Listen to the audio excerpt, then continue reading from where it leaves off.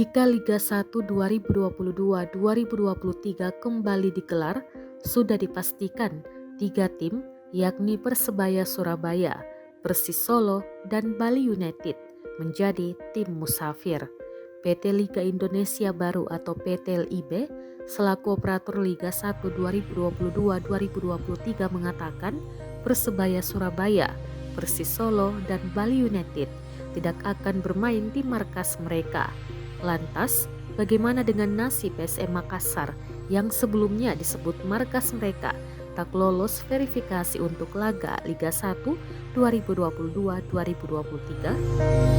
PT LIB mengumumkan 16 stadion layak digunakan untuk Liga 1 2022-2023. Namun, dari 16 daftar stadion tersebut, kandang PSM Makassar Stadion B.J. Habibie tidak termasuk.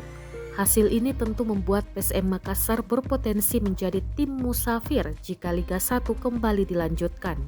Willem Jan Pluim CS harus mencari kandang alternatif.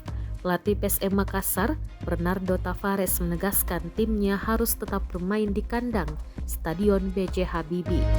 Anak asuhnya butuh dukungan para supporter yang hadir di stadion berkapasitas 20.000 penonton itu. Menurutnya, jika harus bermain di luar kandang ini akan merugikan PSM termasuk supporter, sebab supporter tidak bisa terpisahkan dengan tim kebanggaannya.